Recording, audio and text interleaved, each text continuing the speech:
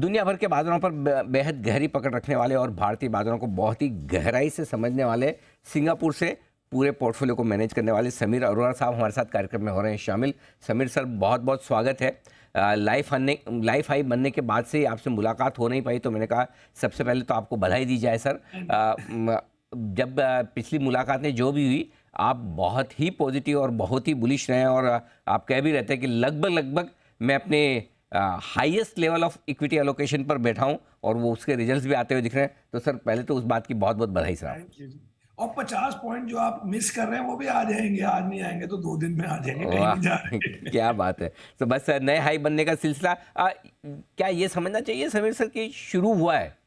अभी तो मतलब ट्रेलर चल रहा है, फिल्म और अभी देखनी है बाकी है। कहाँ तक पहुंचे हैं? 3 घंटे की फिल्म में इंटरवल आया है या अभी और टाइम बाकी है सर? पहली बात है, इस हाई को तो हाई नहीं मैं गिनता, अच्छा। क्योंकि अगर आप देखें कि हमारे हर साल मतलब एनुअलाइज्ड बेसिकली 13-15% मार्केट का रिटर्न होता है, राइट। इस साल का कैलेंडर ईयर का रिटर्न अभी 6 महीने हो चुके हैं, करीब इंडेक्स का तो कोई 7-7.5% है निफ्टी का, और may be mid cap index का 14-15% होगा। तो कोई आउट ऑफ लाइन नहीं है 6 महीने के रिटर्न को देखें। पिछले साल का देखें तो मार्केट अप थी 4%। अगर हम डॉलर में देखें तो पिछले साल डॉलर में हमारे 10% रुपये उड़ गया, तो डॉलर में तो हाई भी नहीं है। कहने का मतलब है ये आपको, क्योंकि रिसेंट 2-3 महीने में मार्केट चली है वो जो भी 26-27 मार्च से, तो उससे लगता है कि मार्केट बहुत बढ़ गई है। लेकिन अगर स्लाइटली लॉन्गर टर्म व्यू लिया जाए तो वो उसी रेंज में घूम रही है। अगर आप 5 साल का रिटर्न देखें, वही रिटर्न है जो 10-15-20 साल वाला रिटर्न है, विच इज 13-14-15% पर एनम। तो मुझे लगता है कि ये नॉर्मल है, इसमें खुश होने की बात है। लेकिन ये कोई पीक हो गया, ये कोई हाई इतना हो गया कि आदमी डर जाए, वो तो बिल्कुल नहीं है। तौर पर सर, जब हाई बनता है तो थोड़ा यूफोरिया बनने के भी संकेत होते हैं कि बड़ो बड़ो वो लाओ लाओ लाओ, एकदम बहुत तेजी है, कुछ भी चल रहा है, कुछ भी भाग रहा है, सबको पैसा लगाना है। वैसे कोई सिग्नल है या अभी उसमें भी समय है? वेल, एक रीजन ये है कि बड़े स्टॉक्स नहीं चले हैं, जैसे अगर आप देखो रिलायंस, HDFC और ये IT टेक वाले, तो ये भी आप रीजन कह सकते हो कि बाकी तो बहुत चल गए हैं। लेकिन इसलिए मैं कह रहा हूँ, अगर आप मिड कैप इंडेक्स भी देखें तो 15% ही आप है 6 महीने में, और पिछले साल तो आई थिंक डाउन ही था। तो इसलिए मुझे लगता नहीं कि बहुत बड़ा अभी कुछ हो गया है। ये स्टोरी सिंपल, दो चीजों को अगर समझना आसान है तो हम आसान चीजों से काम करते हैं। एक तो है कि ये टाइम आना ही है सालों में, और शायद थोड़ा शुरू हो गया है कि बहुत FII और DII नेचुरली बाइंग में इंटरेस्टेड हो। लास्ट ईयर क्या था कि FIs के कोई 1.5 साल में पता नहीं कितने 30-35 बिलियन डॉलर की सेल्स हुई, एंड इंडियन फंड्स ने जो खरीदा वो खाली उसको मतलब गिरने से बचा पाए, लेकिन बड़ी नहीं। लेकिन नेचुरली दोनों को बाइंग करने की लॉजिक नॉर्मल होती है, बिकॉज FI भी 20 सालों में, मे बी 16 ईयर्स में they been net buyers, and Indian mutual funds भी या इंडियन फंड्स भी 2017 के बाद अच्छी बाइंग करते हैं। तो एक तो ये सिंपल स्टोरी है कि बोथ कैन बाय एंड हो गए टाइम। और सेकंड है कि चाइना से लोग बड़े दुखी हैं, और इंडिया की स्टोरी क्योंकि अच्छी चल रही है फंडामेंटली भी, तो उससे थोड़ी एलोकेशन और आ सकती है ओवर एंड अबव जो पहले नॉर्मल FIs के बाइंग होती थी। ये दो स्टोरीज पे मार्केट अभी चल सकती है, बड़े साल निकल जाएंगे इसलिए, एज लॉन्ग एज बाकी इकोनॉमी वगैरह ठीक चलती रहे, जो चल रही है ठीक। तो सर, ये FIs की खरीदारी जो पीछे से आई है अभी महीने 1.5 महीने से दम लगाकर खरीद रहे हैं, उसकी कोई खास वजह? उन्हें ये लग रहा है कि इंडिया की स्टोरी हमसे मिस हो गई, छूट गए हैं, या फिर वाकई में ग्लोबल अलोकेशन काफ़ी आ रहा है, इमर्जिंग मार्केट्स में हमें मिल रहा है? क्यों अचानक से FIs का प्यार इतना क्यों आया इंडिया पे? वो अचानक नहीं समझ आती है कि अचानक इतना क्या बड़ा हो गया। लेकिन अगर आप जो financial times, wall street journal वगैरह देखें, तो वो चाइना से उनका फ्रस्ट्रेशन बढ़ता जा रहा है या बढ़ा। एंड क्योंकि मार्च तक मार्केट गिरी भी ज्यादा थी विदाउट एनी रीजन, तो उससे पहले 1.5 साल सेलिंग करने के बाद कोई एक दिन आना था जहां पे बाइंग शुरू हो जाए। लेकिन वो ये हो सकता है कि एक तो टाइम के साथ जो जो अवॉइड कर रहा है इंडिया को या रेजिस्ट कर रहा है, उसको लगे कि अब नंबर्स भी ठीक आ रहे हैं, और may be US interest rates लगे कि प्लस माइनस आधा पौना पौना तो नहीं, 1/4 to 0.5% पीक पे आ गया है। और वैसे भी ग्लोबल मार्केट्स ने भी अच्छा किया इस साल। कोई ये नहीं है कि इंडिया ने बहुत आउट परफॉर्म किया है, इसने चाइना को आउट परफॉर्म किया है, लेकिन यूएस को भी इस साल हम अंडर परफॉर्म कर रहे हैं। तो कहने का मतलब है कि एक तो चाइना से फ्रस्ट्रेशन, और चाइना में बहुत फ्लोज पोटेंशियली जाते थे, तो उसको अगर वो कम भी कर दें, फॉरगेट अबाउट कि चाइना बेच के इंडिया में डाले, और सेकंड की इंडिया की अपनी चीजें भी ठीक रही, इंडिया की करेंसी ठीक रही, इंडिया का करंट अकाउंट डेफिसिट कम है, इंडिया की इन्फ्लेशन हमारे नॉर्मल हिस्ट्री के हिसाब से कम है और उन लोगों की वर्ल्ड की नहीं है, और इंडिया का डेफिसिट भी कोई आउट ऑफ कंट्रोल नहीं गया कोविड टाइम में। सो इंडिया की अपनी स्टोरी भी ठीक चल रही है, बट ये दो तीन चीजें मिक्स हो जाती है कि डोमेस्टिक के पास पैसे हैं, एफआई के पास पैसे हैं, और चाइना से दुखी हैं, और वो पैसा भी थोड़ा बहुत हमारी मार्केट में आ सकता है या आया है, बट किस दिन वो शुरू हो जाता है वो किसी को नहीं पता लगता। लेकिन वंस वो शुरू हो जाए तो देन जो नहीं डाले होते उन लोगों को और डेस्परेशन हो जाती है कि मार्केट उनके बगैर चल रही है, तो वो फिर आ जाते हैं, ऐसी होती है लाइफ। बिल्कुल सर, आप एक दो सिप पानी पी लें जरा, आपका गला थोड़ा चोक हो रहा है तो हाँ जी। चूंकि एफआईज तो पैसा डाल रहे हैं और आप कह रहे हैं कि अभी शुरुआत भी हुई है, ऐसा नहीं कि हम बहुत बढ़ गए हैं, बहुत यूफोरिया है, तो या तो ये बताएं कि सर तेजी कब तक या तेजी और कितनी, और दोनों बता दें तो मजा ही आ जाए सर। आप पहले हिस्ट्री देखें जी कि हिस्ट्री में अगर आप अभी आप ये प्रेजेंट करना बाद में देख के एग्जैक्ट नंबर आज से लास्ट 5 ईयर का इंडेक्स क्या रिटर्न है एनुअलाइज्ड, फिर आप देखो लास्ट 10 ईयर में एनुअलाइज रिटर्न क्या रुपी में, फिर आप देखो लास्ट 15 ईयर्स में, 20 ईयर्स में, 25 ईयर्स में, ब्रॉडली स्पीकिंग हर पीरियड में आपको मिलेगा 13, 14, 15% के बीच में होगा। अब अगर आप इस साल का रिटर्न देखें 6 महीने का, उसी रेंज में है, मतलब 7-8%। तो इसलिए इस साल में वैसे देखा जाए 6 महीने के हिसाब से तो कोई तेजी नहीं है, तो हमारा नॉर्मल रिटर्न होता है। अगर आप लास्ट ईयर भी उसमें जोड़ देंगे तो वो रिटर्न बल्कि और लोअर हो जाएगा, क्योंकि लास्ट ईयर रिटर्न तो 2-3% था। अब कोई कह सकता है कि नहीं जी मार्च 20 से तो बहुत बढ़ गया है। अब मार्च 20 इसलिए लोग कह रहे हैं क्योंकि वो बॉटम हो गया था कोविड रिलेटेड, इसलिए उस पीरियड को थोड़ा लंबा करें, 5 ईयर रिटर्न कुछ भी नहीं है, मतलब उसी रेंज में है। इसलिए मैं कहता हूं कि अगर इस रेंज के हिसाब से चले तो अब कुछ भी नहीं हुआ।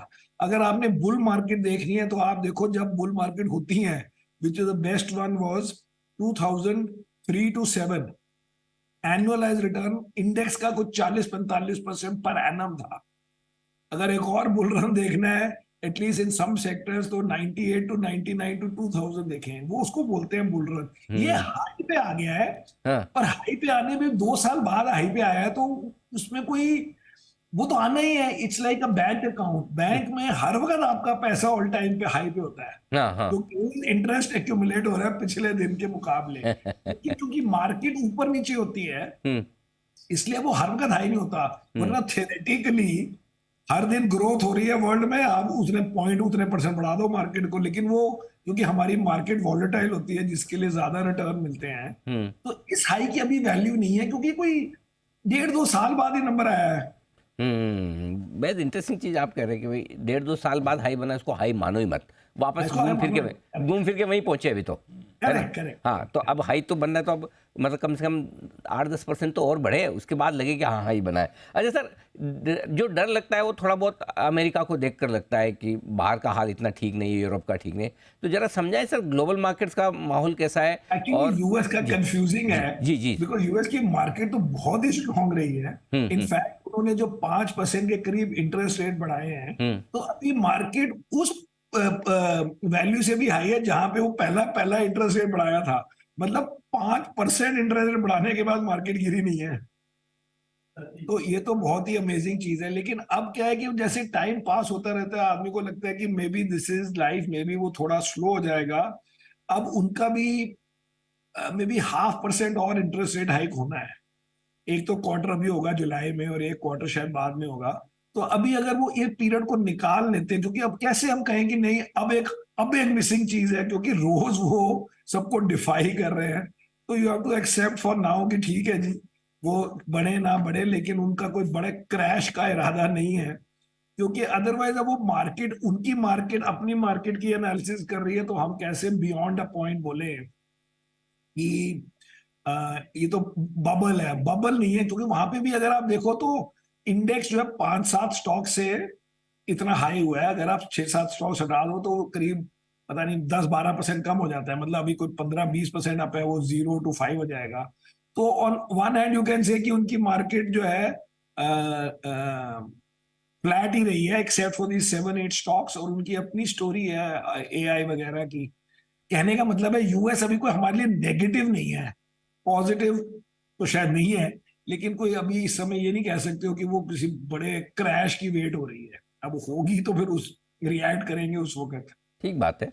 तो अभी थोड़ा सपोर्ट कम है, अब तो लेकिन बल्कि वो जी 6 महीने में, जी 6 महीने नहीं 9 महीने में उनके इंटरेस्ट रेट कट होने का चांस होगा, बीच में चाहे बढ़े। हम्म, लेकिन जो एक दो वो बढ़ने की बात है, वो आज मैंने कोई सिंगापुर बैठ के नहीं कंक्लूड की है, वो तो उन्हीं की मार्केट के नंबर से ही लग रहा है, उन्हीं के। तो इसलिए मैं कह रहा हूँ अब वो डिस्काउंटेड है कि नहीं है, अगर पता नहीं, but broadly it doesn't look a scary thing ठीक कि बात है। जब यूएस की वेट करो करेक्ट होने की तब बुलिश हो, ये मेरा। ठीक बात है। तो अमेरिका से ज़्यादा डर मार्केट के हिसाब से तो नहीं है, लेकिन जो बिजनेसेस अमेरिका पर डिपेंडेंट हैं, खासतौर से हमारा आईटी हुआ, राइट, थोड़ा फार्मा भी कह सकते हैं, ये स्टॉक्स अभी भी ज़्यादा परफॉर्म नहीं कर रहे हैं। तो क्या इनका मामला ढीला ही रहेगा इंडिया में? हाँ जी, हम तो दोनों को ढीला गिन रहे हैं। फार्मा में तो क्या हुआ है कि वहां यूएस के जो जो यूएस को सप्लाई करते हैं वहां पे प्राइस कट्स बहुत हुए हैं, क्योंकि मे बी यूएस अपना सिस्टम थोड़ा इंप्रूव कर रहा है कि वहां पे health care cost are very high.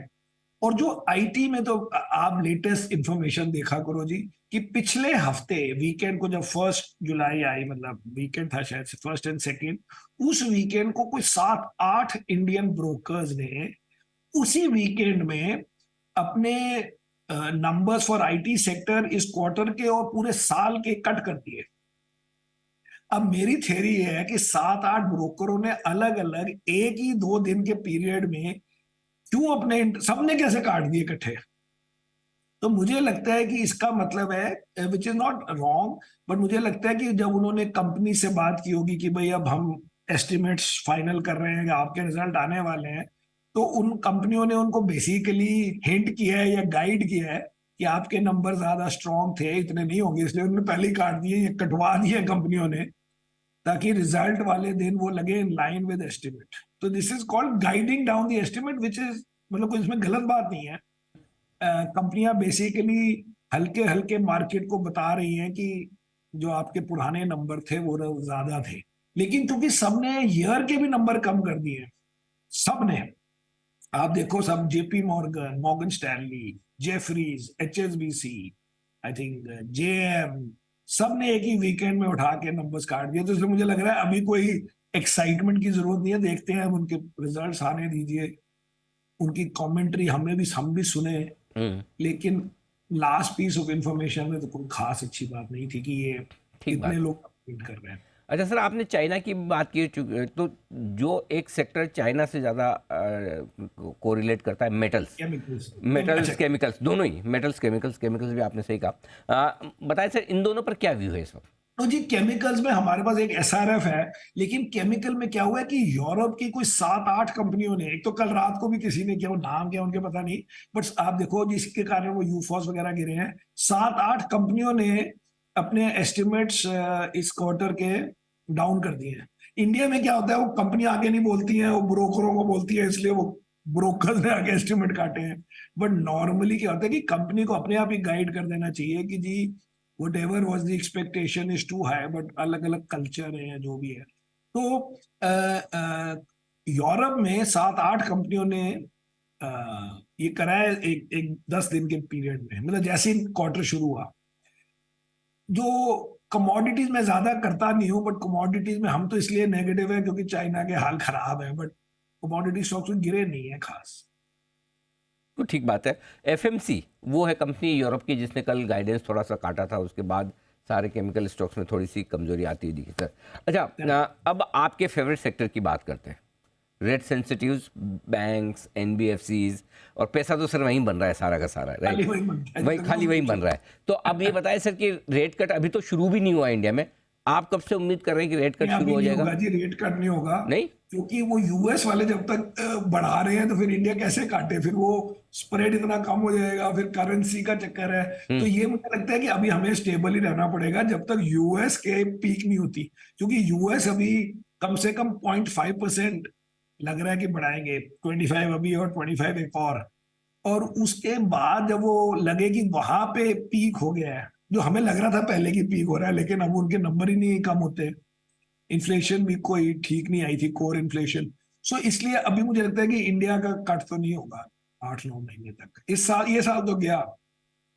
अच्छा सर, तो रेट सेंसिटिव्स में बताया आप, मतलब किस पे ज़्यादा से कम बुलिश टाइप, वैसा कि एनबीएफसी, बैंक्स में भी अगर चाहें तो प्राइवेट और सरकारी कर लें, फिर ऑटो, रियल एस्टेट, ये जो ब्याज दरों से थोड़ा इम्पैक्ट होने वाले सेक्टर्स है, इनमें बताएं सर किस हिसाब से आप बुलिश हैं? इसमें जी हमने आपको कई बार बताया कि हमने ऑटो तो लिया ही नहीं हुआ, चाहे वो मिस हो गया, कहो जो भी कहो, हमें लगा कि ये जो ईवी की इन्वेस्टमेंट्स हैं उसमें क्या उसका आउटकम होता है, किसकी ईवी चलती है नहीं चलती, वो नए लोग बना रहे हैं, कोई प्राइवेट वाले बना रहे हैं, वो इसलिए हमने ऑटो तो मिस हो गया, चाहे वो चल गया, अब चलने दीजिए, हमारे पास ना है, नाम लेंगे।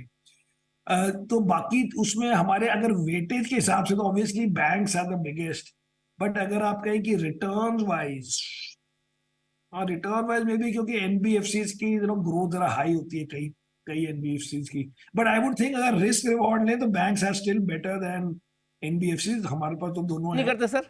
और तीसरा आपका कौन सा था, रियल हाँ, एस्टेट। Real estate. स्टेट में हमारे पास एक ही स्टॉक है जो काफी चल गया है, विच इज डीएलएफ, हम्म।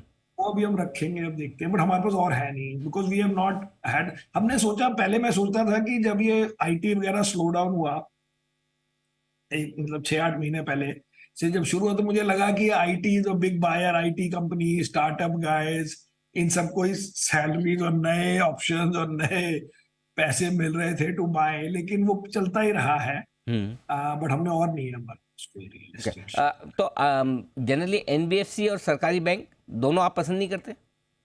दोनों पसंद करते हैं जी, हाँ हाँ। दोनों हैं, लेकिन दूसरे में तो खाली एक ही हमारा स्टेट बैंक जो इस हम्म। साल भी चला है। ठीक बात। अच्छा सर सर। एक्चुअली हमारे बैंक चले नहीं है ज्यादा, हम्म वो छोटे वाले चल गए हैं, आईडीएफसी और आई थिंक इंडसइंड भी चल गया है, हाँ हम्म। इंडसइंड और आईडीएफ, इंडसइंड चला है बड़ा इंडस्ट्री कम, ज़्यादा नहीं, थोड़ा कम, हाँ, आईडीएफसी 30%, काफ़ी चल गया, बिल्कुल ठीक बात। आईडीएफसी और इंडसइंड चल गया। अच्छा सर, ये बताइए कि अभी इंडेक्स पे, आई मीन सॉरी, इंडेक्स नहीं, पोर्टफोलियो पर लॉन्ग शॉर्ट पोजीशन आपकी कैसी चल रही है? वो थोड़ी ज्यादा है। लॉन्ग साइड पे? हाँ जी। हाँ, तो अच्छा ही है ना सर।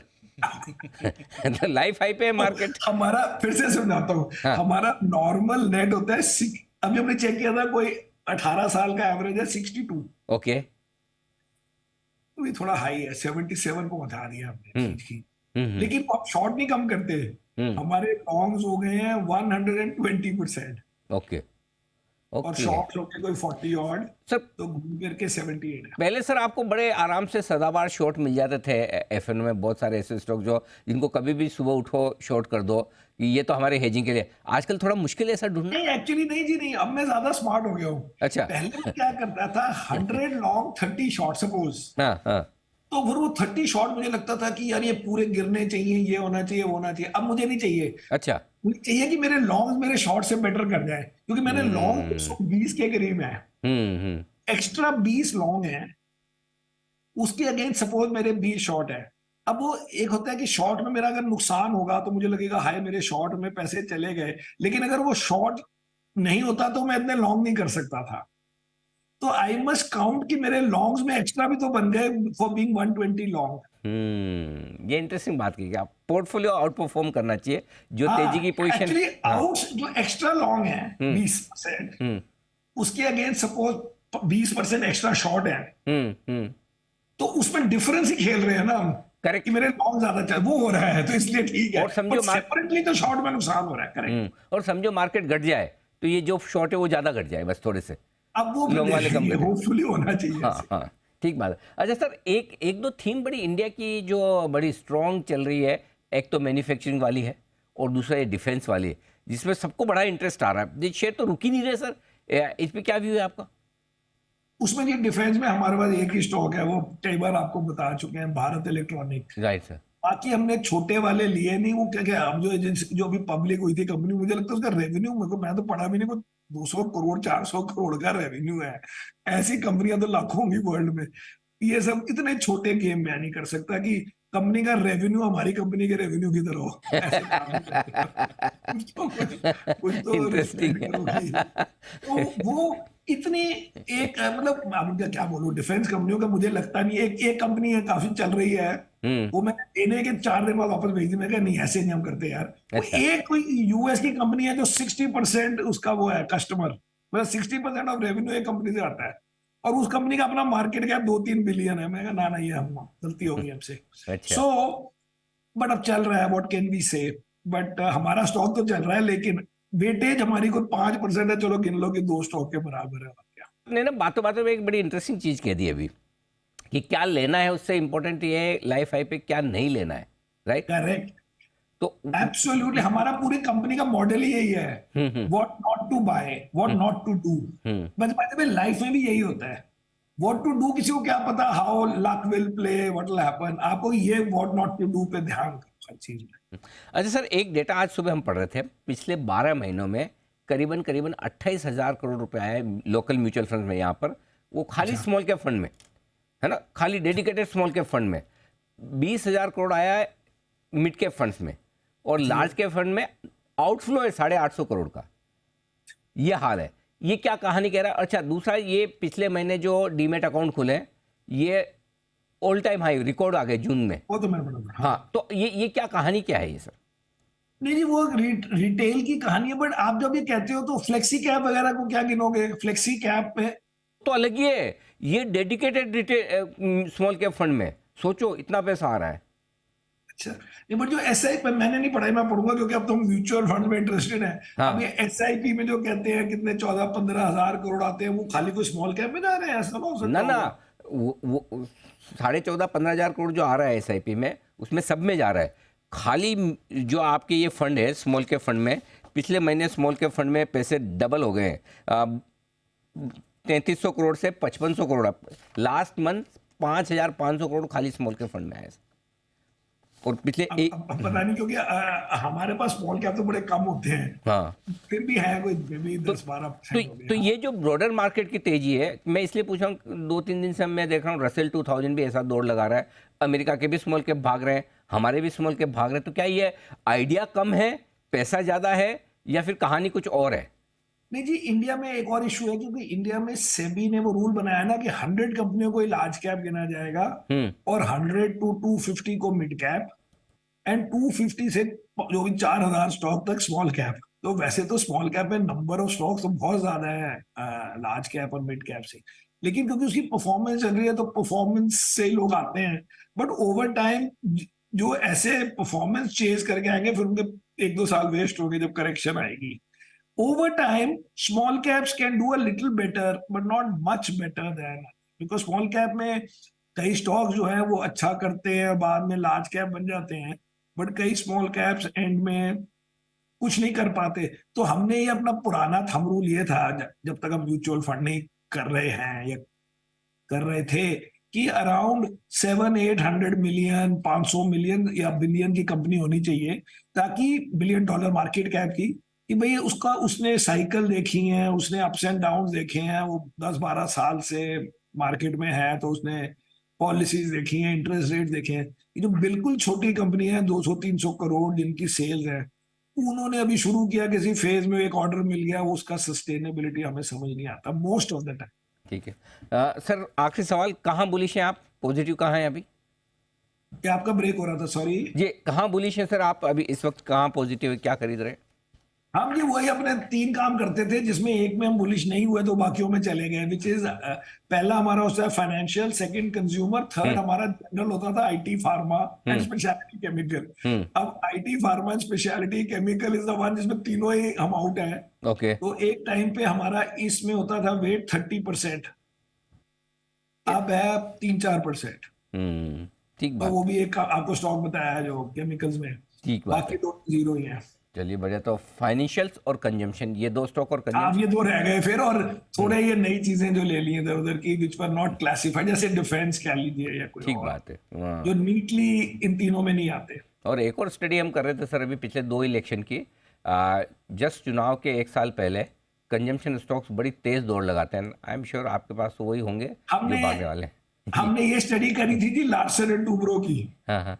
तो वो लास्ट 4 इलेक्शन में अगर देखें, जी। 2004, 9, 14 एंड 19, हम्म। तो वो 1 ईयर पहले चारों में आउट परफॉर्म किया। वाह, चलिए बहुत बढ़िया सर, मज़ा आ गया आपसे बातचीत करके और पूरी डीप इंसाइट भी मिली, ग्लोबल मार्केट्स की भी, हमारे मार्केट्स की भी। बहुत बहुत धन्यवाद sir, thank you so much Sameer sir. Thank you.